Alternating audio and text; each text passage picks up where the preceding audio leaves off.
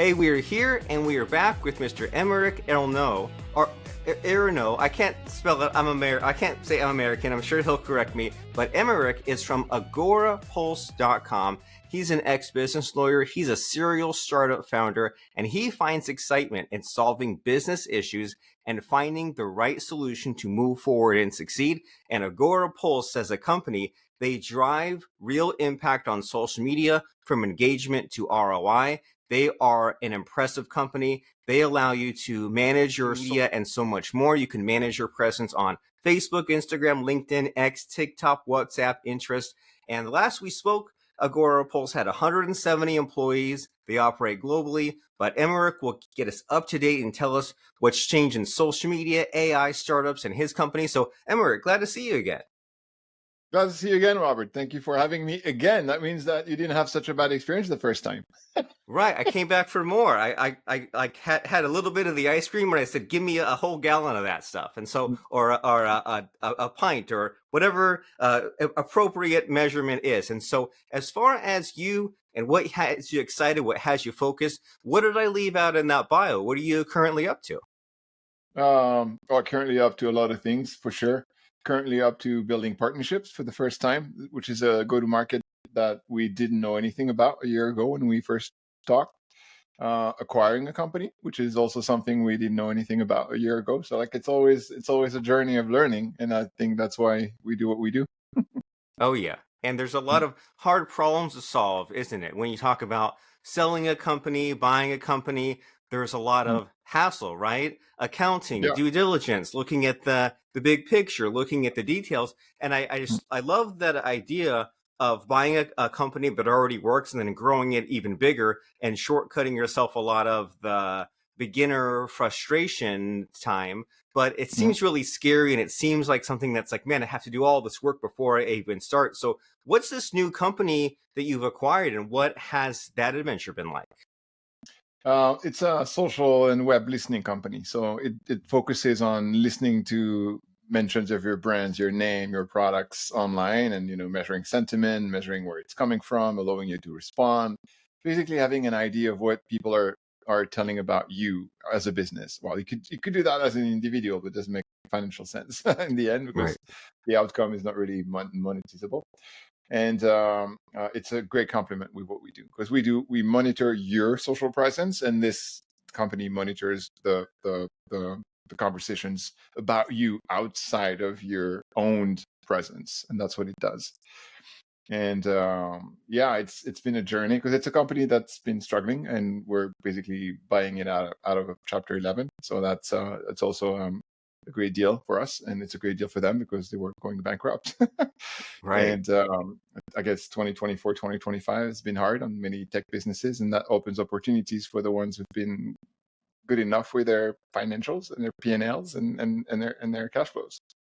Right. And it seems like everybody wins in that situation, right? There's this failing company, and without someone like you, it might have gone to zero. People will be out of jobs, and there's some missing pieces that would have allowed it to succeed. And so you see what there needs to be, and you can say, hey, Yeah. I can acquire this, I can change a few things, I can set it back on course. And, this idea of tracking the mentions, it used to be like a big hot topic to talk about, right? There was a period of time there where like Google Alerts was huge, and then I don't know what happened, but Google Alerts showed less and less results. It only would give me a few things. I'd be like, I know there's a lot more being spoken about me, and then all these other SaaSes came out that promised to monitor all your brand mentions or your name mentions on all these social networks, and it seems like that.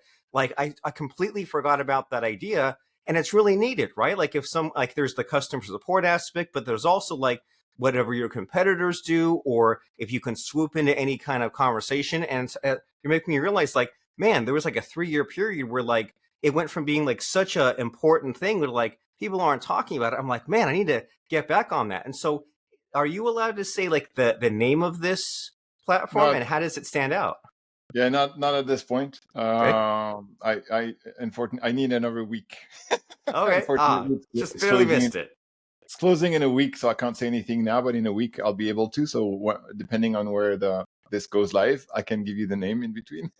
Ooh, okay. um, Yeah, what you said is very right, and I think there's a reason behind the fact that it was talked about a lot and it's talked about less now.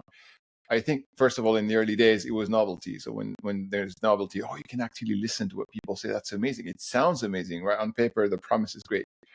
What people realized when they started to try to execute on that is that it's a huge time suck. It takes a lot of time to handle the execution of what you do next with this. And just look at all those, incoming mentions and before AI, and even before the beginning of good AI, sentiment was totally broken. It's, oh, this is good sentiment, this is bad sentiment. It was completely crossed. It was completely wrong.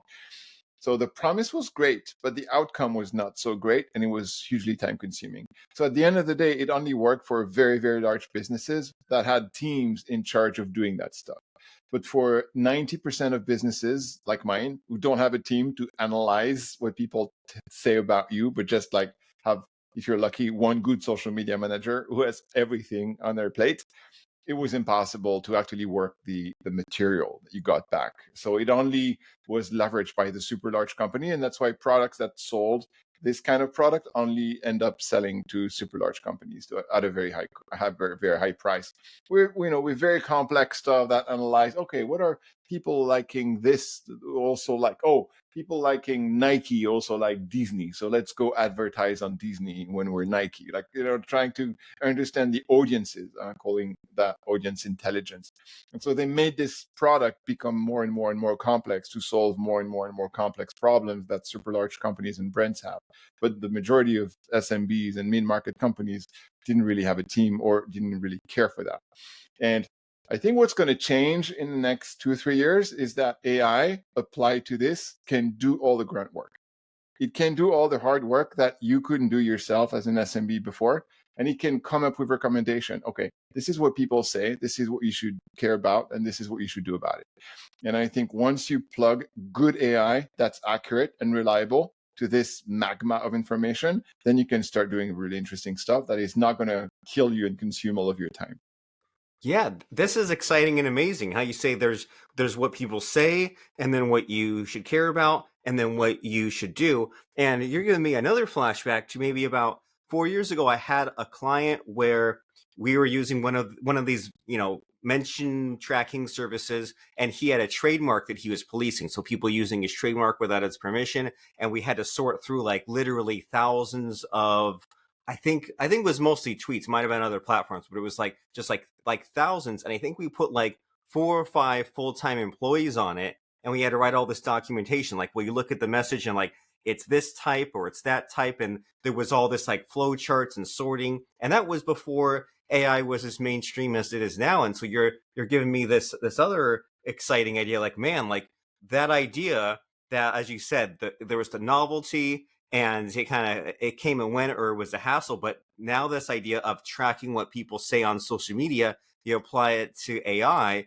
you sort through like the responses, you sort through not just the obvious low hanging fruit, but like competitors or other keywords of conversations you can jump into. And it seems like now there's more scaling, right? Because I think that was a drawback of the mention kind of concept, which is like, well, someone tweets about you, you respond. Isn't that just a little tiny, like, drop in the bucket versus you have all these social media posts, you make all these replies, like now we're at scale. And so what kind of difficulties did you go through in acquiring that? I know that last time we talked about like the 80 and the 20, right? There's like the 80% that's fine and it's solid and it's making you money. And there's the 20% of like the conflict, the drama, the experimentation. So in that 20%, what has that adventure been like? Yeah, so I'm gonna take the other side first. What was easy? What's easy when it's not your business and you step in the business and you look at the P&L and how costs are organized and how revenue is being captured and how customers are served, you immediately see all the problems. It's very easy when it's not yours to see everything that's been done wrong that created a bad business and an unprofitable one. In the same way, it's always easy to see people's defects before you see yours, right? Of same, course. same Yeah. logic. Same logic here. Yeah. You're not attached to the business. You didn't hire these people. So if you look at the If you look at the team and say, "Oh, the team is too large. These and these and these people, they shouldn't be there. We should cut them, and we only are going to take those on board and not these." That's easy to do when you have no emotional attachment to the persons. When it's your team and you hired them, it's much more difficult, right? So that's the first thing, that's for sure. What's hard is that you don't know what you're going to get. It's like a big cake, and you kind of see the icing on the cake, but you don't see the inside of the cake. And then he gives you sort of a knife, and you start cutting slices into the cake and say, "Oh my God, this is chocolate. I thought that was caramel." Like, okay, guys, what do we do about this? And I don't think there's any way to avoid that. And I think the best way is to prepare your team and say, "Guys, it's going to be twice as hard as we think it's going to be, and it's going to be, twice as, 2 times less successful or productive or easy or time consuming or and so on and so forth." And just be ready for the unknown, and know that the unknown is going to be harder than you think. If you start the journey with this in mind, no disappointment. Because the Yeah. worst that can happen is that it's actually as hard as you thought, and it's great. Yeah, you set your expectations. I think that they call that pessimistically optimistic, or maybe optimistically pessimistic. I'm not sure which one, but you're just like, Yeah. well, hey, I'm not going to give up. I'm not defeatist, but I know that there's so many things I don't know as far as those future problems. And then, so as far as, I'm not sure what you're allowed to share about like your plans with this, but do you plan on like rolling it all into one service, or are you keeping it separate, or like what are you excited about as far as Yeah. what you're improving or fixing up or continuing? So you have to keep it separate for a while, because they have their own customers. They have 2,000 customers, and they generate $4 million of revenue annually. So like you can't kill that overnight. Obviously, it doesn't make sense. And you also have to pay the employees that you're bringing in, and all the hosting and the servers and all that kind of stuff. So you need to keep them separate, and then you start creating bridges between the two, like brand bridges, and then product bridges, and then, hey, you're now part of the Agorapulse family, and did you know Agorapulse has all these amazing stuff that your product doesn't have? You want to try it? You want to demo?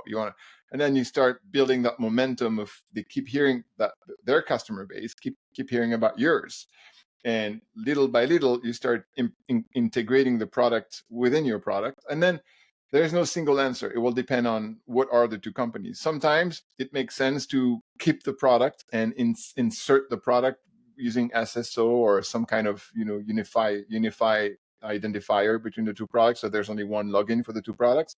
But sometimes it does not make sense to keep the other product, because the UI is dated. The front end has to be rebuilt anyway, and there's just some backend stuff that you want to keep.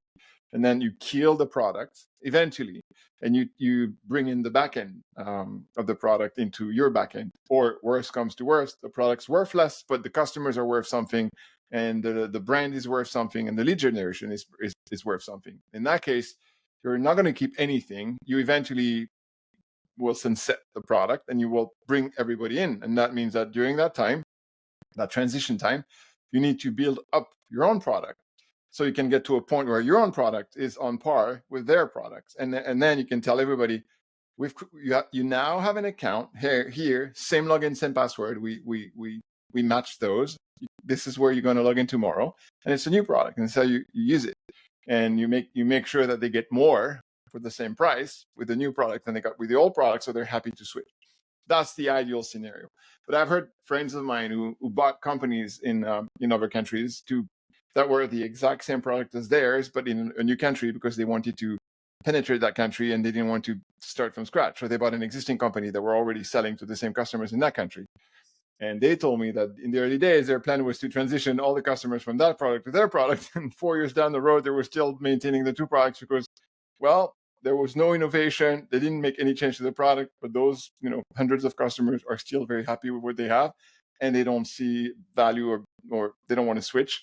We don't want to lose the money, so we're going to keep the two products. So there are many, many stories about acquiring companies, and each one of those stories is going to be different based on the specifics of the two different products. And in that case, we're not buying a competing product, we're buying a complementary product. So we're probably not going to bump into what that company bumped into when they bought a competitors in a different country.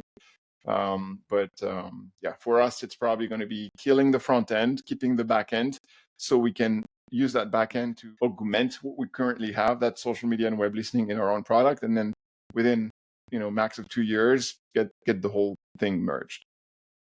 I like your plan of like thinking this through and of being careful about it and of applying the effort and of like building the bridges and kind of slowly getting it working in deliberate steps and getting to the point where then if it does come time to bridge the gap, then it's an improvement for the end user. It's a lot to think about. And like you think about the horror stories like with Elon buying Twitter and he renamed it to X, and you're like, but like a tweet, that's like a common phrase, and why are you renaming it? It seemed like a mess, and so it's like there's a lot to it's like a very hard problem to solve, right? And it seems like it's like deceptively hard. You think like, oh, I'll rename it, I'll move all the users, but then you like the way you describe it, you're like, well, you have to be really careful because like getting the software excitement, that's kind of the magic in a bottle, right? If someone's like you, like it's part of their habit. If someone's using SaaS, that's kind of hard earned. And if you're like disrupting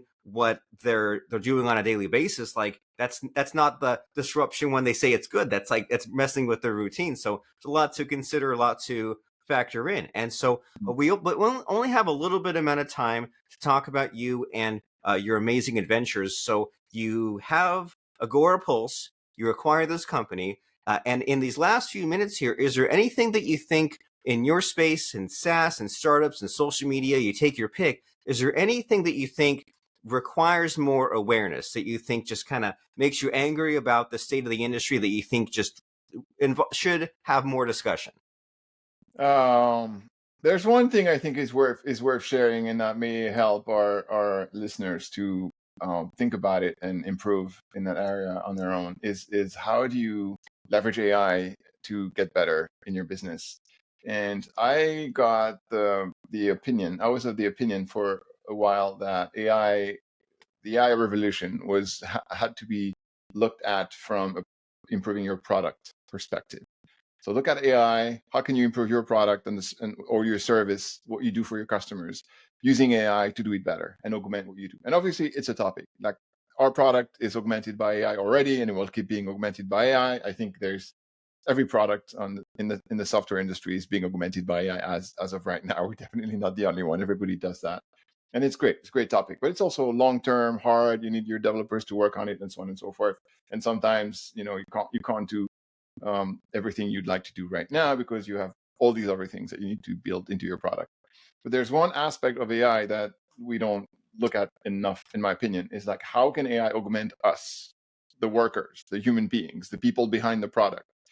Because that you can start today. You don't need to wait for your developers to do something about your product with AI. You can already, you or finance or accounting or support or any department or development, like any department and job within a company can already be augmented somehow by AI. And that's the one thing that changed my perspective on AI in the past 6 months, is that I went to an entrepreneur event in Brazil, a kite surfing event where CEOs meet and do kite surfing and then work together on strategic topics. And that was one of the discussion that we had. And one of the guy there was leading the discussion is the CEO of Criteo, by the way, a multi-billion-dollar company listed in the US. And he's the founder of that tech CEO group. And he said, you got to look at AI as how it's going to change the way you work more than how it's going to change your product. Because for some company, it's going to completely change the product. But for many companies, it's just going to co-pilot or augment the product, but not necessarily disrupt the product.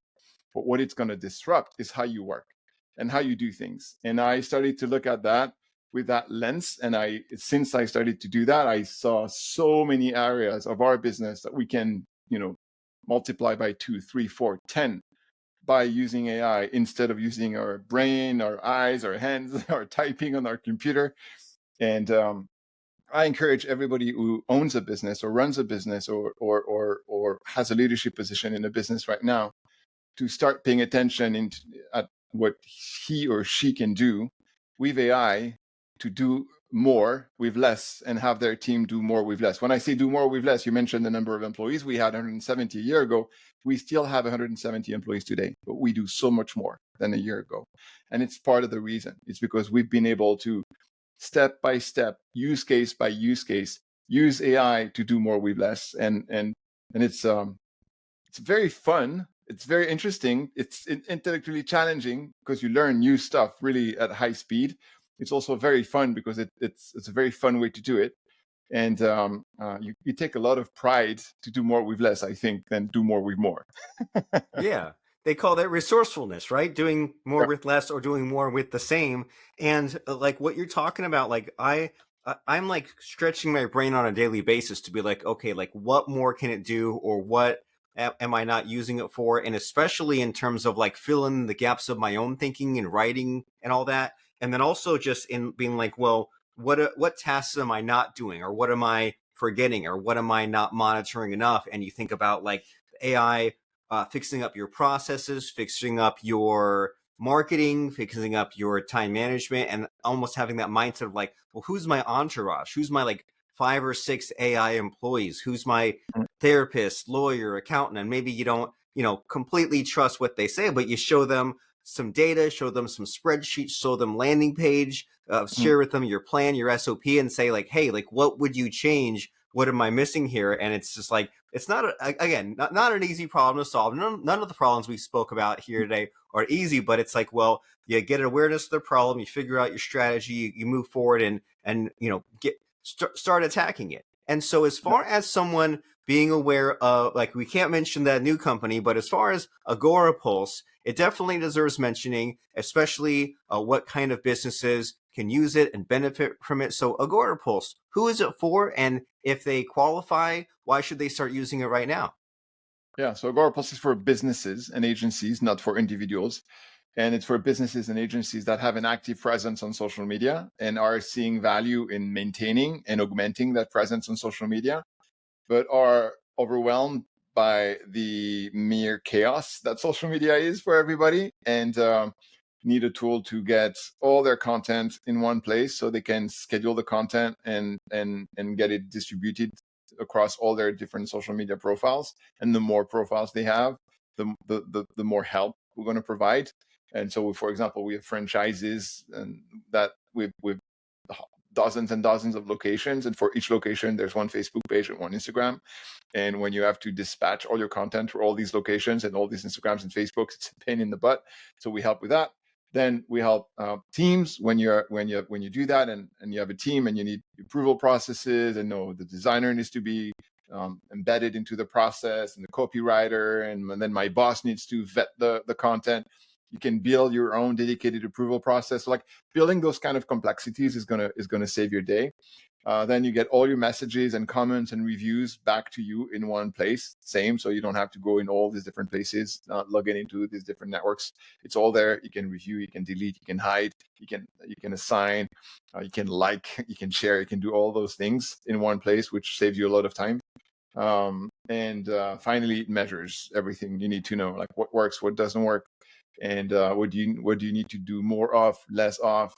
It does provide an ROI measurement plugged into Google Analytics, where it's going to tell you which networks is giving you the most revenue and conversion and web traffic, which message, which person in your team. So that's very, very advanced and very useful for people who are looking at measuring social media in terms of business generation and business impact. That's my pet peeve. I like that, actually.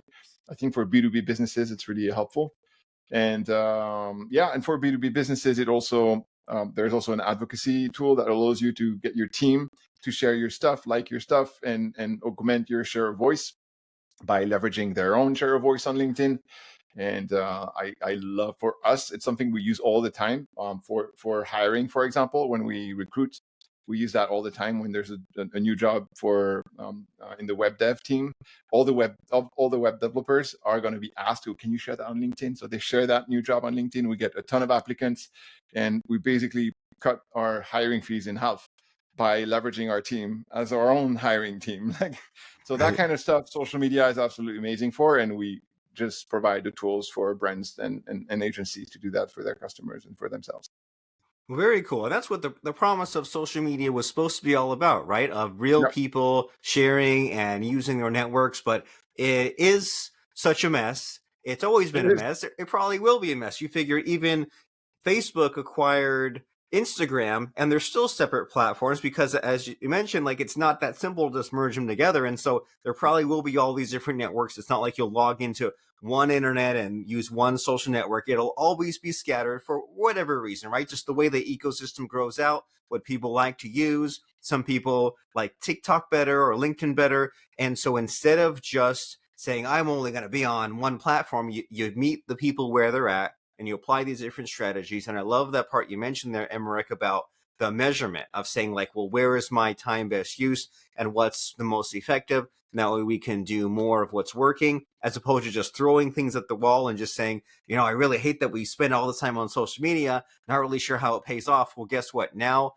this tool such as Agorapulse will help you see how it is paying off. You can save time, stay organized, easily manage your social media with agorapulse.com. Measure and drive real business impact from your social campaigns all in one platform. That's agorapulse.com. And is that the logical place to go, Mr. Emeric? Just agorapulse.com at this point? Absolutely. Yeah. Well, fantastic. And so while people are going to agorapulse.com, it's time for the almost the end of the show, where it's the scary part of the show, where I try to stump you, I try to put you on the spot by asking you for a fun quote or lesson that has served you in life or in business. So what comes to mind as far as a fun quote or lesson? It's a quote I saw yesterday from a very good friend of mine. And I loved it because I've seen a lot of people in my team in the past look at the outside and think that the grass looked greener. And the quote is this: the grass is always greener on the other side. You just don't know that it's first fertilized with shit. Yes, very And I true. love that quote because there's always shit in every life and every business and every job. The paradise of everything's perfect is only in movies. It does not exist in real life. And whether you own your own business or you work for a business or you work for someone, as long as they're not toxic and they're not hurting you and they're not being mean to you, but they're good bosses and good team members and good colleagues trying to do their best, there will be times where you look outside and you say, oh, I wish my business was in this industry. I wish my business was bigger, was smaller, was in a different country, was X, Y, or Z. Or I wish my boss, or I wish my company and my employer. But and you go there and you try, and then you're like, oh my God, it's exactly the same. Yeah, It looked better, it looked greener, but there it's fertilized with shit, meaning that nice. once you're in there, the amount of problems and issues is the same. So it made me think like, okay, so there's only path forward, being happy about what you have and make it work the best you can. Yes. Be happy with what you have, move forward, make it work the best you can. There's that outside layer that looks good, but someone has a beautiful, clean house, beautiful car. Well, think of all the work that went into that. If someone's a good dancer, good musician, think about all the thousands of hours they had to put into practice. And it's easy to look at that and be like, oh, I want that. Yeah, but there's a price to be paid. And we go into that with that awareness, we get excited about the work, excited about the problem, set our expectations knowing that it won't just be handed to us. I think that's a much healthier way of living our life and our business, especially as we're figuring out our social media presence and our posting and our team collaboration and those insights and everything that goes along with that. You can keep tabs without switching tabs. Agorapulse.com can help you track and respond to all your social media interactions in one centralized inbox. Use it. You'll love it. You can go to agorapulse.com, click the button and see a demo. Start using it to perform all these tasks that Emeric was speaking about, to do the policing, to do the tracking, to do the responding, to see the ROI and everything that goes along with that. That way, social media can pay off for you and your company, and it's not a time suck. It's a tool that moves the needle in your business. You go to agorapulse.com, you check it out right now. And Mr. Emeric, great to see you again, and thank you for showing up again and delivering once again and blowing our minds. I really appreciate it. Thank you, Robert. Thank you for having me. It was a lot of fun. All right.